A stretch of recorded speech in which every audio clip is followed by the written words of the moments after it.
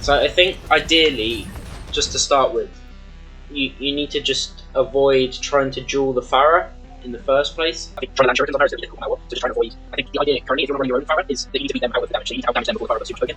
So ideally here you're trying to just take out a squishy. So between, I assume because you're playing these on any, you like that, then you have guns obviously. So ideally you should be able to take out together, you should be able to take out really kind of squishy targets in the Moira and the Hanzo, and even potentially farming off the Hulk that they have, just as it provides a kind of better, again, they're the best targets to avoid the Pharah as well. So you two are going to get a lot more try to farm attacks, so again, just they're probably better options rather than trying to duel this Pharah. You should try and ignore her as much as possible. Unless she's right in your face, obviously. You want to be sticking to this Winston as much as possible.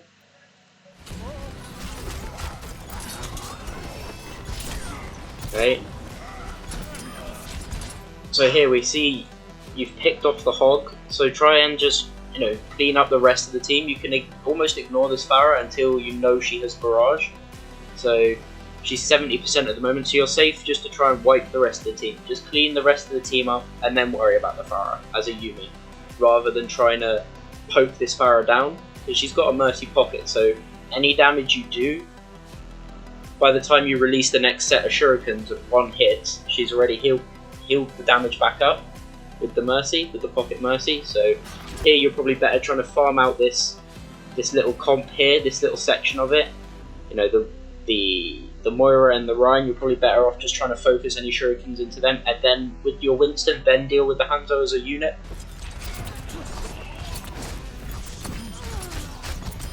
There you go. Nice.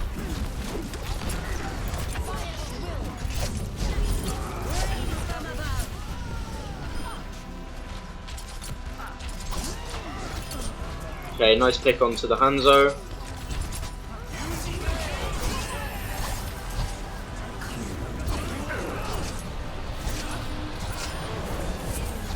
Not really much to critique there, but as long as you're kind of pathing your blade, or you think you are, then it's fine. Okay, good dash targets. Okay, good dash again. Alright, not too much there other than just avoiding trying to hack and slash with the Pharah unless she's really low. Okay, it's fine. Okay, nice. Preferably if you want to be poking here, you want to be poking down the enemy as much as possible, then you want to be using this ledge as it's open towards down into them. You've got that kind of angle into them, whereas here you're kind of blocked by this wall.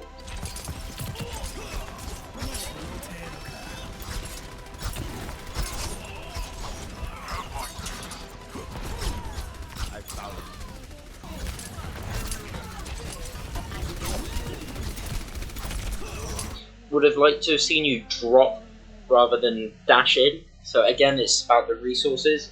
If you're using up that dash just to move, then you're losing a lot of its value in terms of damage. So here, I don't know whether you just missed or whether you've kind of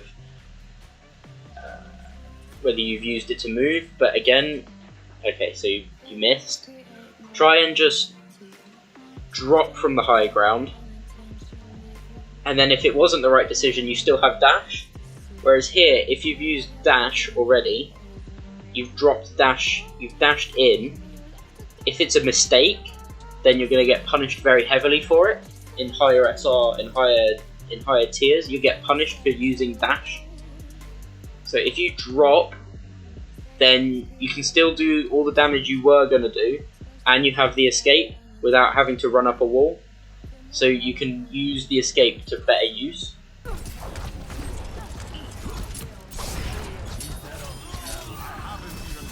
Okay, so I'm poking down.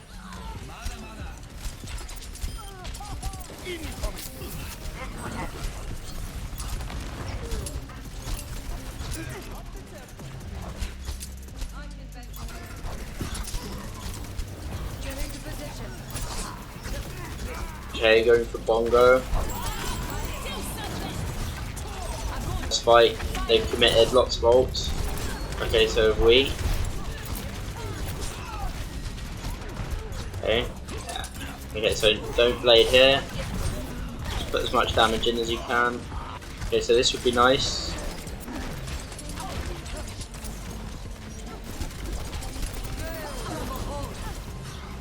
Okay.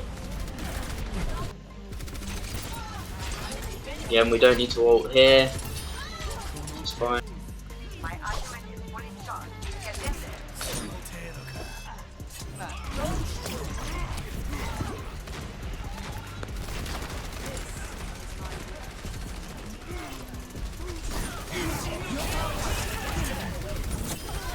Okay, it's fine.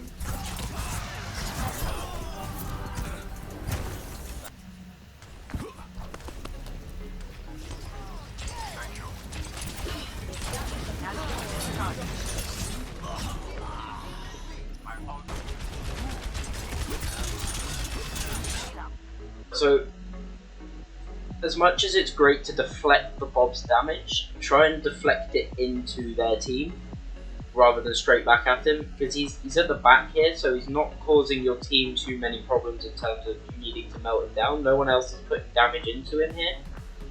So try and get this reflected damage either into this Ashe, or if someone else is kind of in the vicinity, try and get the deflected damage into whoever's down here. So take a look.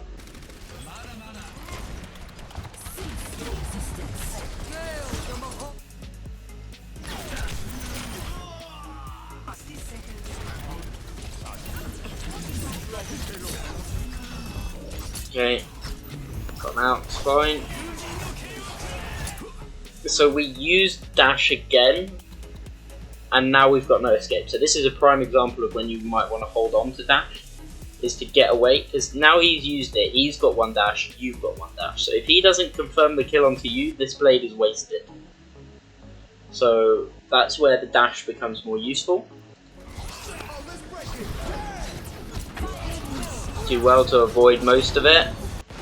The reason I say avoid waking the Orisa here is the minute you wake her up, she moves back into the shield.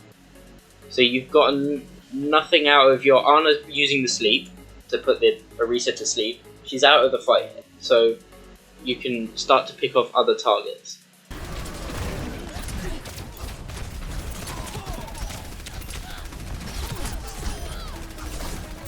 Nice, it's fine.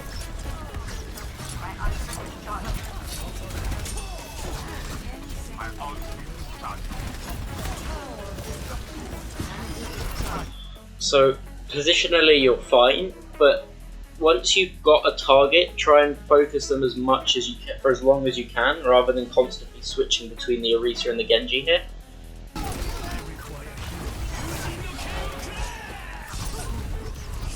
Okay, so it didn't really plan the blade as much as...